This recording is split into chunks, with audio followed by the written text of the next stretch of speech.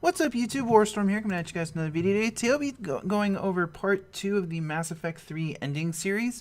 This one is going to be covering Priority Thessia in particular, because this is where I feel the narrative really takes a huge dip in terms of quality, and it's really where where the ending really dipped. But it wasn't just obviously the last 15 minutes.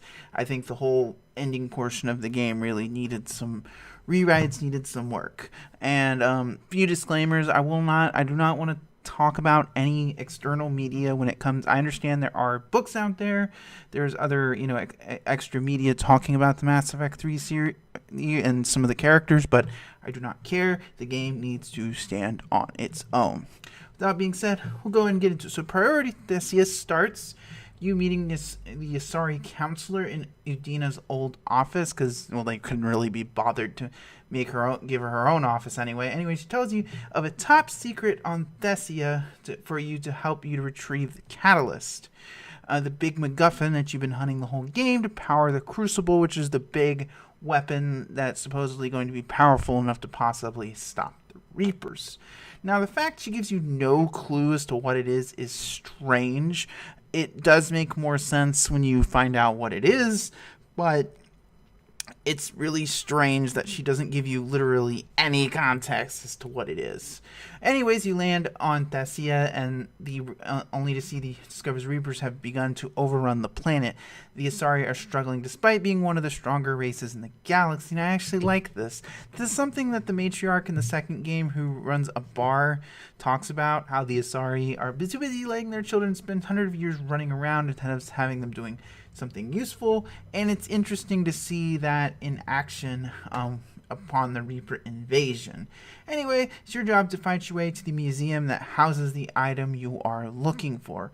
Upon arriving, Shepard discovers some Asari who were supposed to meet them there, some scientists that were killed, having their throat slit. For some reason, Shepard moves super quickly on this. Instead of being like, hey, there's this guy who works for Cerberus who has a sword, he might have slit their throats. Because if you look throughout the Mass Effect universe, the only swords we've really seen, especially in terms of Mass Effect 3, are Phantoms and Edgelord Stu Kai Lang. This is an obvious thing that Shepard doesn't point out, but he's just like, nah, it'll be fine. Upon moving around the area, Shepard quickly discovers there's a Prothean beacon in this area on Thessia. I mean, I get why the Asari High Command would want to keep something like this to themselves, but later on we find out that it contains a Prothean VI that has knowledge of the Reapers, and what? They did nothing? They just sat on it? I've seen some people say the VI was programmed to not show anything about the Reapers. Honestly, I don't really buy that the Asari wouldn't dig in and find what information the VI had. Maybe they didn't believe it. Maybe the Asari didn't prepare for the Reapers, or simply didn't discover that info. Either way, you're basically filling in plot points for the writers, because the writers didn't know how to properly implement and make this make sense. Does it make sense that the Asari would sit on a Prothean beacon and hide it? Yeah, but does it make sense for them to completely sit on the VI that's inside of it? No, it doesn't. And moving on to the actual beacon, it is obvious why they sat on it and shared nothing. You saw how much the other races in the Mass Effect universe improved upon discovering basic Prothean tech. If it got out to the public that they were sitting on an intact Prothean beacon, it'd be hell for them to pay counsel. So you solve the puzzle, and the VI gives you some information, but unfortunately, before he can give you the critical information you need, Edgelord Stu shows up. Unfortunately, I do know his name is Kai Lang, but from here on out, I'm just going to call him Edgelord Stu for obvious reason. Martin Sheen talks to you about, but again, you have no real middle ground. Edgelord Stu engages you in combat. Now, this fight has some issues, to say the least. Edgelord Stu periodically charges up his shields after he takes a certain amount of damage, and a gunship will fly in to shoot you and prevent you from damaging him. Now, throughout the other Mass Effect games, particularly Mass Effect 2, Shepard took out several gunships throughout the course of the game. Now, of course, the gunship's minigun is constantly firing on you, but even if you try to shoot the gunship, even your party members will say it has plot armor, because now the gunships have the plot armor too. It doesn't occur at all to Shepard during this entire thing to try radioing the Normandy or Cortez or High Command or literally anybody to come help him. Eventually, Edgelord Stu somehow beats Liara and whatever other squad mate 2-on-1. It doesn't matter if you bring Gareth, James, or even Javik.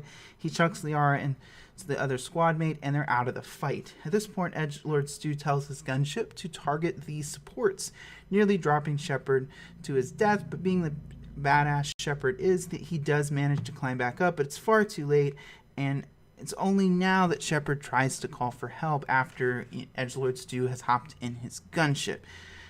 But unfortunately, the Asari are completely overrun by the Reapers. Yeah, I think it's obvious this whole sequence is just terrible.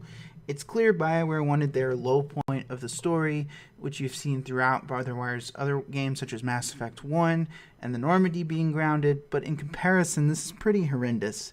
After this missions, for some reason, Edgelord Stu just decides to waste valuable time emailing you, pretending to be Asari High Command so he can taunt Shepard, why? Aren't you giving Shepard more ways to track you or find you? Oh, we haven't got to that yet. We'll cover that in the next video. So that comes about to the end of the video, guys. Let me know what you guys thought of this down in the comment section down below. This is really where I think a lot of the Mass Effect narrative starts to fall. But let me know what you guys think down in the comment section down below. Part 3 will be going up next week. We'll be covering Priority Horizon. So anyway, guys, as always, I thank you guys for watching. Warstorm, signing out.